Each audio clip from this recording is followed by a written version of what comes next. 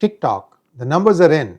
Well, it looks like their valuation is about $14 billion for the company that is going to operate out of the United States. What is that $14 billion going to give to the people who are the new owners? And I'm also going to talk about the ownership, and after the first half, where I'm going to talk about the evolving details and other stuff about who's going to own what of TikTok, I'm going to talk about whether it is worth those of us who are doing YouTube to go and start using TikTok as a channel. I know that it is banned in India, but for those of us who are not in India, you can still use TikTok. And also, if you use a VPN, you will be able to upload on TikTok as well as watch on TikTok, because TikTok also gives a compelling platform to sell your products.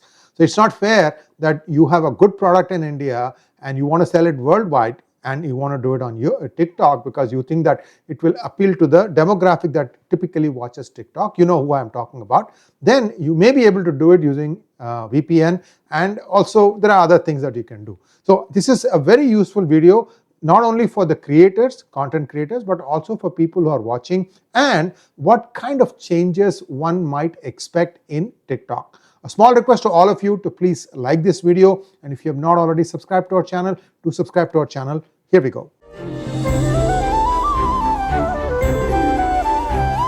I like the treatment here. It's very relaxing and being with the nature. The most powerful facet that I've experienced here is the power of human touch. $14 billion TikTok deal signed by the President of the United States, Donald Trump. TikTok, or ByteDance, the owner, will sell the US operations of TikTok for $14 billion to American and global investors. I thought it was only American investors. I was wrong. There is more information coming now, and I'm going to give you who's going to get how much. The deal is designed to comply with a 2024 national security law that bans TikTok unless the China-based ByteDance, actually it's incorporated in one of the tax havens, but let's not get into too many basics, because I'm going to give you the history of how TikTok was formed, what was its niche, how does it operate in the United States and elsewhere, and how does it operate within China, all this stuff in just a few minutes. This is going to be a very interesting deep dive. So those of you who are still getting warmed up to the concept of TikTok as a content platform. So the ruling was clear. You have to divest in the United States in order for you to continue to operate. That was what ByteDance faced in 2024. Well, this enforcement of this, so that unless ByteDance complies with it, it will be shut down, and that date has been shifted out to December 16th, 2025, which essentially gives about a couple of months for the leadership in China to bless this deal or not. The objective is to keep TikTok operating while protecting data privacy in United States. Who announced the valuation? Vice President Vance, and this is for the United States business. Previously, analysts had estimated that it was worth at it was valued at $30 to $40 billion. ByteDance itself was valued at $330 billion, but that is for the worldwide business. Like I said, there's a lot of stuff that is going on. So before we go to this low ball, high ball offer, I want to take a step back and talk about when TikTok was formed. When did it start operating in the United States? What was its niche? How did the other competitors such as Instagram/Meta and YouTube react to that, and all that in just a moment now. So the first videos that came out of TikTok, the equivalent company in China, was in 2016. By the way, that is a very useful channel for the youth of China, how to make new things, how to understand stuff. Very educational, focused, pinpointed videos, I'm told. I have not seen it and I don't understand Chinese, so I can't say more. But that was the Chinese version of TikTok that started in 2016. In 2018, TikTok landed in the United States. What did it offer? It offered content which was slick, and it also drew in a lot of the youth of the country. As much as 150 million now are the total TikTok users, and I think in the United States, I could say probably a tenth or probably somewhere in that ballpark is where they are. The numbers are in the United States. Of course, TikTok is banned in India. TikTok in United States and outside of China had a very borderline content, in the sense that typically was the women who were the youth of various countries, they got attracted to it first. See, there is something about the youth. It doesn't matter, I was a youth once, you were a teenager once. There is this feeling that I don't want to watch what my parents watch. I don't want to watch what my uncles watch. So that could have been one reason, because YouTube has been around for donkey's years. Many parents latched onto YouTube, but the children wanted something different. Then you can ask me, then why did they not go to Facebook or Instagram initially? Well, I can't answer that question. I can only tell you TikTok probably was easy to use. It had this companion software called CapCut, which made it easy for you to edit the videos and put captions and so on and so forth. So together, CapCut and TikTok allowed you to create some snazzy, compelling content, sometimes even as less as in 30 seconds. Right now, TikTok does not have any limit on how long you can play the videos. There are TikTok videos that are quite long, but typically it is short videos, less than 5 minutes, even less than 3 minutes, you might say. And TikTok, like I said, you can have landscape videos, you can have square videos, or you can have portrait videos.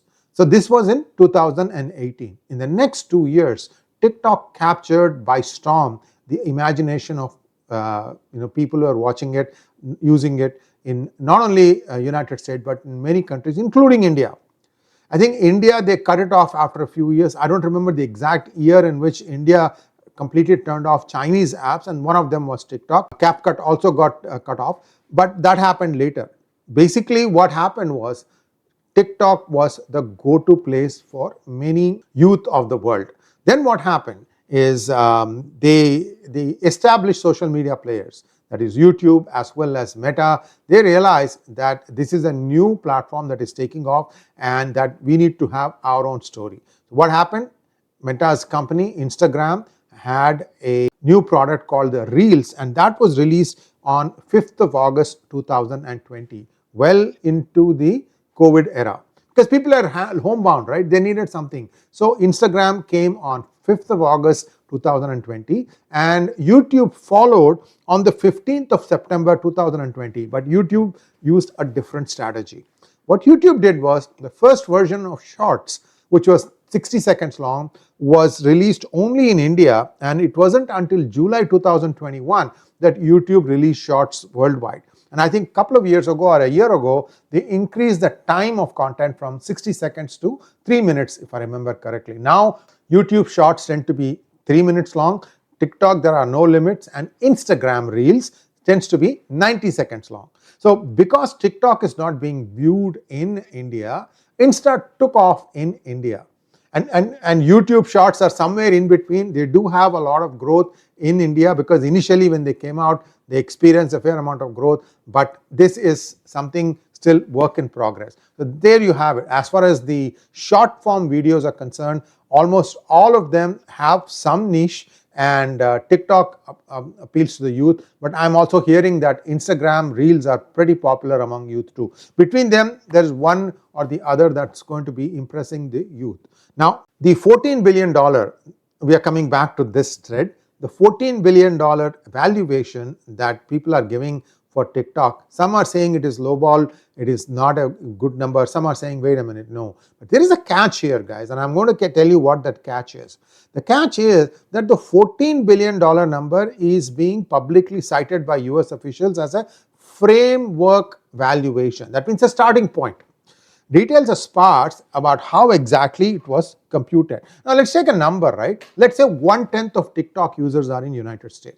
Out of the 150 million, 15 million are in United States. And if it is 14 billion, let's make it 14 million. So it's easy, right? So 14 billion, divide that by 14 million users. That means each user is being counted at $1,000. Correct? $1,000. Every user that TikTok has is being valued at $1,000. What does that viewer bring for $1,000? That's the question. Meaning, like, if you add another viewer, will that give another $1,000 to the valuation? I don't know, because these things don't go linear. As the number increases, the per viewer valuation starts coming down. Here is the kicker. This particular number of 14 billion is going to exclude the secret sauce algorithm that TikTok has that is supposed to really attract eyeballs to your compelling content. Now, I'll come to how my experience has been thus far on TikTok. I'll come to that in a little bit. So ultimately, what's going to happen is the buying parties will have to negotiate whether they are willing to pay under these constraints, and that may shift the final number up or down. The 14 billion is not valuing TikTok globally. Remember guys, it's only for the US portion of the operation, which is why I'm saying it's not 150 million, it is perhaps only 14 million or so. After all, the US population, everybody included, is only 330 or 340 million. Now, what is the ownership structure now? ByteDance will get less than 20% of the whole company in the United States. Oracle, Silver Lake, and Abu Dhabi's MGX fund will control close to 45% of the company. Existing ByteDance investors such as General Atlantic, Susquehanna, and Sequoia, these are US based if I remember correctly, and new US holders will own 35. 45 plus 35 is most likely in United States and another 20% outside.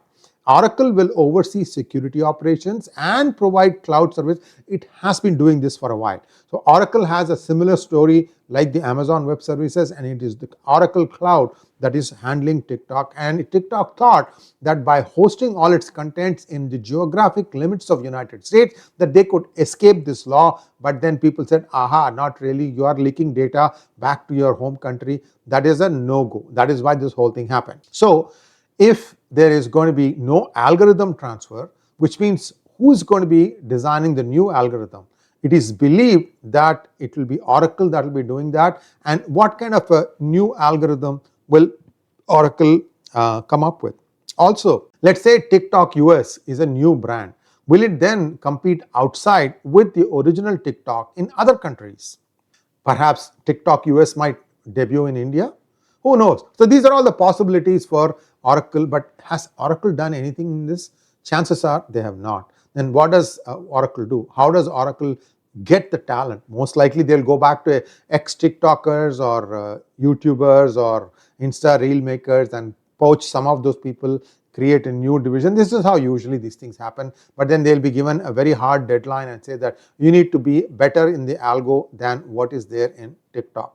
Now, what they are saying now is that President Xi Jinping has given his blessings to this, and that Beijing will approve this. But official word is they are still looking at it. The Chinese embassy and ByteDance have declined immediate comment. ByteDance representatives are absent from the signing, raising questions about consent. Well, basically, Trump will shut it down. If they don't agree, then they'll shut it down.